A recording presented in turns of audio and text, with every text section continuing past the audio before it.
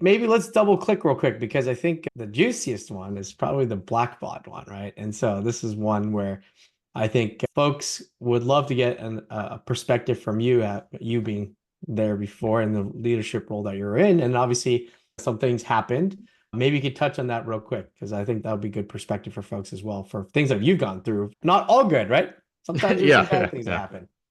Yeah, got a few scars on my back. Yeah, I'll give the backstory and a little bit of an overview, and then happy to dive into any kind of particular areas of it that you think are interesting. So, as I mentioned, I joined Blackbaud as their first named CISO. They had a security program before, but split up and distributed across the organization. So I had been there for about a year, and felt like we were making great progress, chipping away at technical debt across the enterprise, putting a good cyber program in place.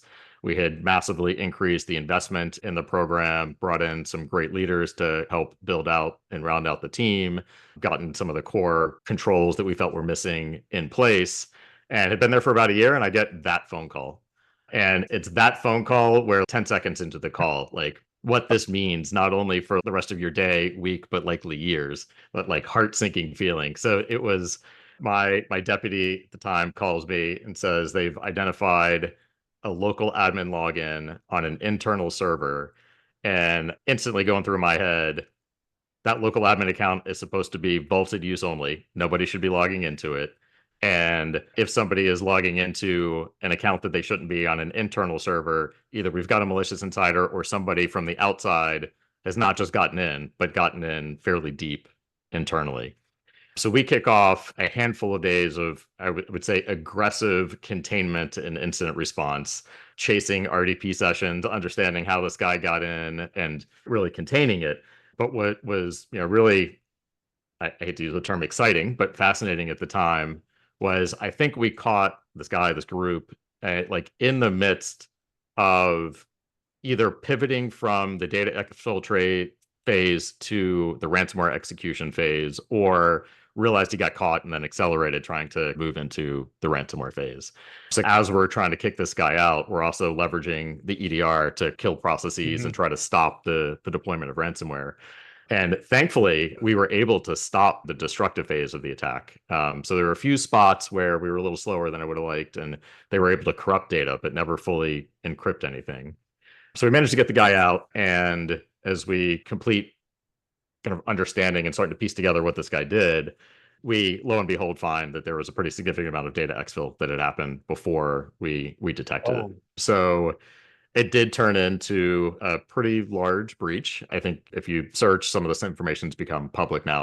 They've got about 15,000 customers in total. There were multiple thousands involved in the breach. It was, really eye-opening experience for me being in the leadership seat for a breach like that. I had handled lots of, I would say, smaller incidents through my career thus far. I had had the opportunity with SCI and CERT. We had FBI and Secret Service liaison officers that sat in headquarters. So I had worked incidents with law enforcement. But it's very different for that size and scale of a breach to be in the chair. And what transpired after that were just interesting work streams across how do you make sure to keep revenue running? How do you keep mhm. the customer base in a spot where they still trust the company? Right, where they're not going to look to swap or minimize litigation, et cetera. There's also the pivot like internally of we were on a good trajectory, but something happened. Obviously, we need to accelerate and move faster.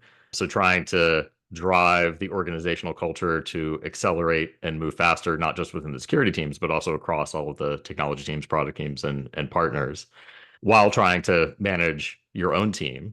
And then if that's not enough, lo and behold, Blackbaud operated internationally. So there's teen bazillion regulatory investigations and legal work streams that Yep. all spin up at the same time.